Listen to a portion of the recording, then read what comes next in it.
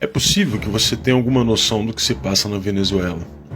Você provavelmente acredita que por lá existe um poder autocrático, onde o ditador impõe suas determinações por meio de militares ou da justiça devidamente aparelhada. Mas não é bem assim. E o que você vai ver agora mudará sua forma de enxergar as coisas. E se você assistir até o fim, provavelmente perceberá que um sistema muito semelhante começa a se instalar no Brasil. Na Venezuela, alguns grupos operam como proprietários de suas áreas. São os coletivos. A primeira função do coletivo é defender a Revolução Bolivariana, e para isso eles dispõem de todo tipo de armamento e equipamento necessário para atacar qualquer um que se opõe ao modelo, ou seja, para atacar os reacionários. Esses grupos impõem uma espécie de disciplina dentro de seus territórios. Eles têm um código de honra próprio. Muitos até se gabam de manter dentro de suas áreas um índice de criminalidade abaixo da média nacional, que por sinal são os piores do mundo, com 70 homicídios a cada 100 mil habitantes. Existem centenas de coletivos, todos eles armados com rifles portáteis, granadas, e 2 deles, os Carapaicos e Tupamaros, receberam treinamento militar dos guerrilheiros das Farc colombiana. Além disso, eles têm relações estreitas com outras gangues paramilitares, como os Los Rastrojos, também da Colômbia, que lhes fornecem armas. Esse grupo colombiano vive em conflito com o Exército de Libertação Nacional da Colômbia, que já se faz presente em 10 estados venezuelanos. O conflito entre essas organizações é uma constante, a disputa por territórios, muito parecido com o que acontece no Brasil.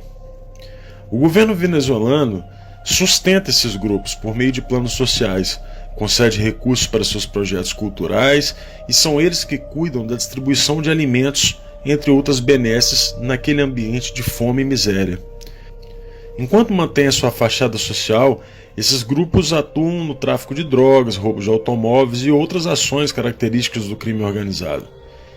Quem começou tudo isso foi Hugo Chávez, que financiou e permitiu que esses grupos crescessem nos bairros pobres do país.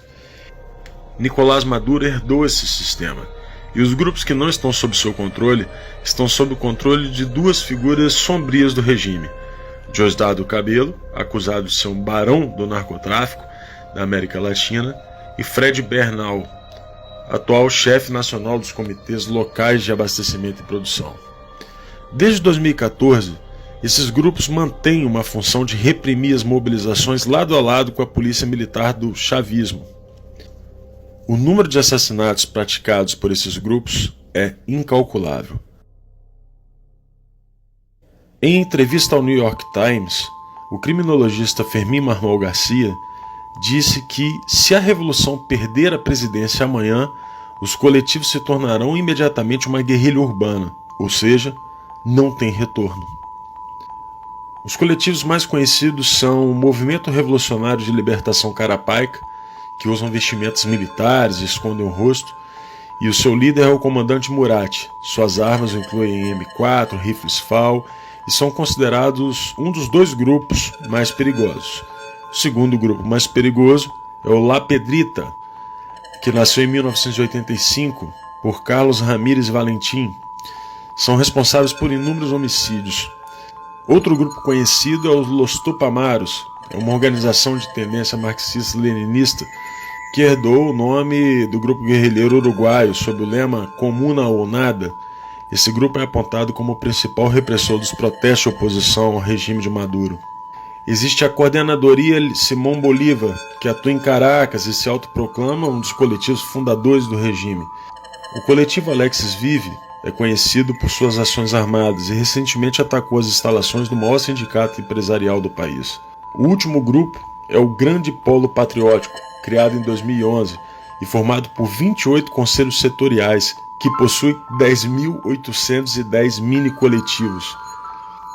Como você pode perceber, o sistema de dominação do povo venezuelano não pode ser revertido por um sistema eleitoral simples ou pela queda de Maduro. A melhor definição do que aconteceu por lá foi feita por Lech Walesa. Segundo Walesa, fazer o socialismo é fácil. É como fazer uma sopa de peixe de um aquário. Basta aquecer a água, não precisa nem temperar, as plantas já estão lá dentro. Fazer o contrário, criar uma sociedade livre a partir do comunismo, é como fazer o aquário utilizando uma sopa de peixe. Isso é complicado.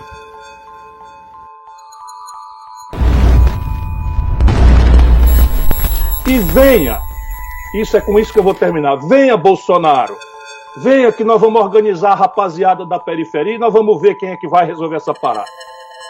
O juiz federal Odilon de Oliveira de Ponta Porã, na fronteira do Mato Grosso do Sul com o Paraguai, obteve evidências da atuação de guerrilheiros das Forças Armadas Revolucionárias da Colômbia, as FARC, no treinamento de bandidos ligados ao 1º Comando da Capital, PCC, e ao Comando Vermelho. Segundo as apurações de Oliveira, quadrilhas de narcotraficantes do Brasil são os principais clientes da América do Sul na compra de cocaína produzida pela facção colombiana. Eles treinam brasileiros lá para agir aqui.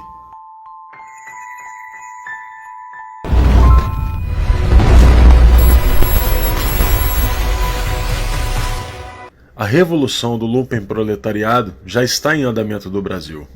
O lumpenproletariado, esse produto passivo da putrefação das camadas mais baixas da velha sociedade, pode, às vezes, ser arrastado ao movimento por uma revolução proletária.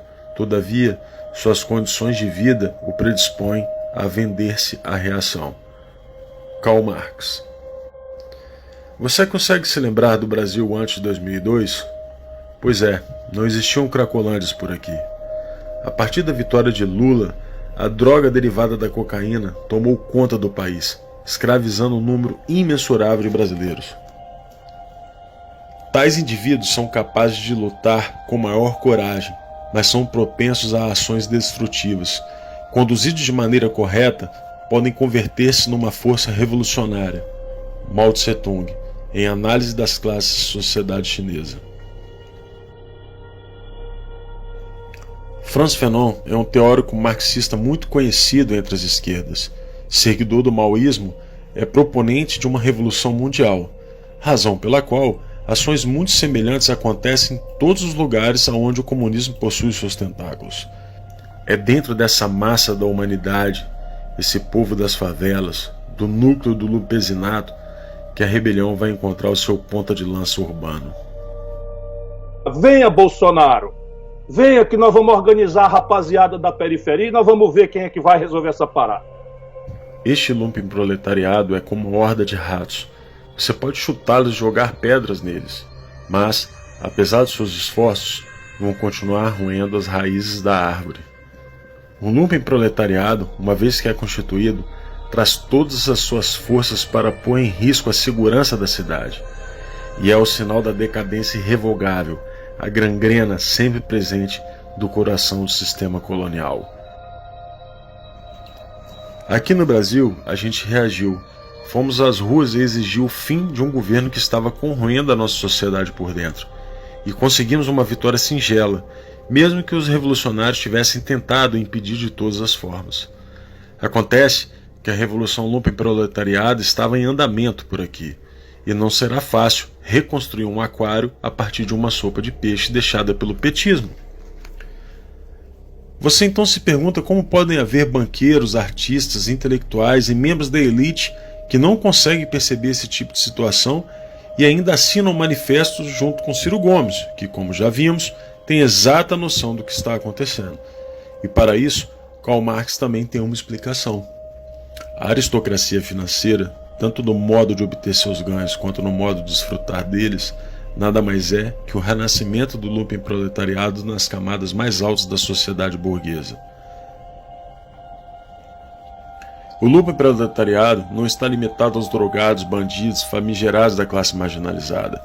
Estão nos poderes, nas corporações, na mídia e no judiciário. Veja que até as opiniões de alguns jornalistas conhecidos têm mudado.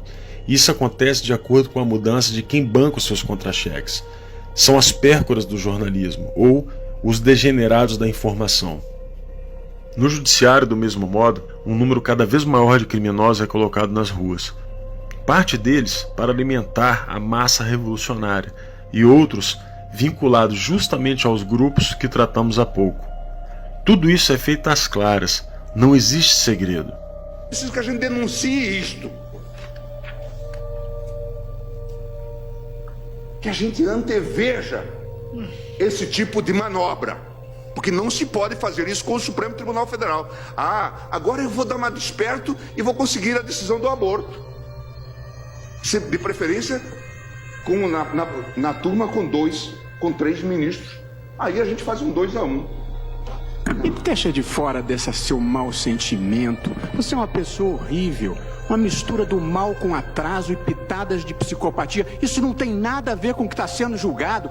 É um absurdo, Vossa Excelência, aqui fazer um comício cheio de ofensas, grosserias. Vossa Excelência não consegue articular um argumento, fica procurando. Já ofendeu a presidente, já ofendeu o ministro Fux, agora chegou a mim. A corrosão do Conselho de Justiça da nossa própria Carta Magna atende ao conceito de Revolução Lumpen.